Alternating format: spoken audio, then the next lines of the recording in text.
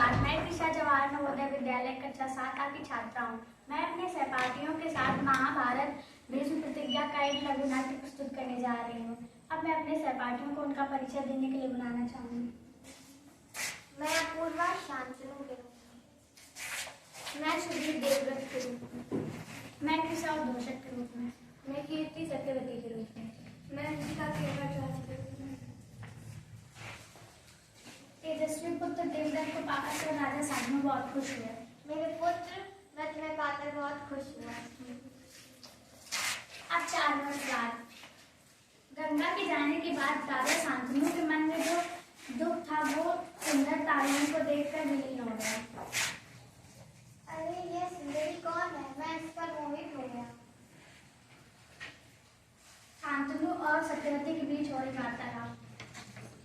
हे सुंदर युवती, मैं तुम्हारे सुंदर रूप से मोहित हो गया हूँ और तुमसे प्रेम करने लगा। क्या तुम मुझसे विवाह करना चाहती हो?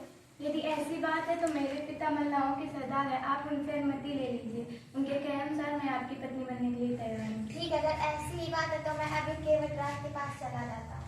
यह सुनकर शांतनु केवटराज के पास पहुंचे।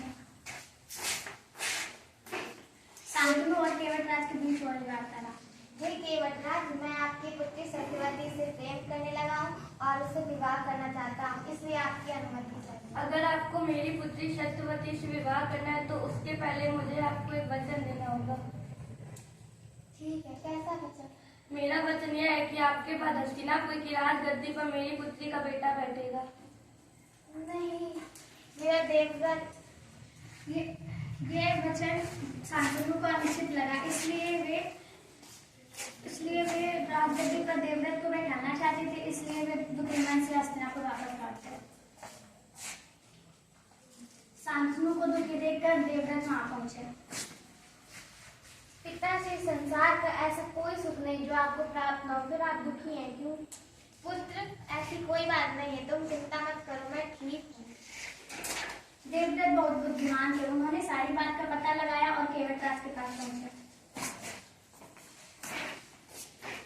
केवटराज और देवव्रत के बीच हो रही वार्तालाप। हे केवटराज, आपसे विनती है कि आप हमें अपनी पुत्री का विवाह मेरे पिता से करा। मैं अपनी पुत्री का विवाह आपके पिता शांतनु से करा दूंगा, किंतु उसके पहले मेरी कोई एक शर्त है। मैं आपकी शर्तें मानने के लिए तैयार हूँ, बताइए कैसे? मेरी शर्त यह है कि आपके पिताश्री के बाद हस्तिनापुर की राजगद्दी पर मेरी पुत्री का बेटा बैठेगा। मुझे यह शर्त मंजूर है।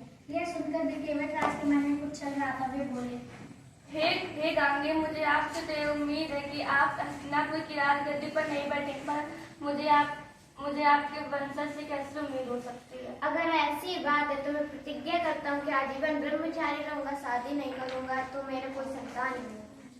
किसी को ये नहीं पता था कि देवव्रत ऐसी प्रतिज्ञा करेंगे, इसी कारण उनका नाम भीष्म पड़ गया। केवटराज ने अपनी पुत्री सत्यवती और शांतनु का विवाह करा दिया।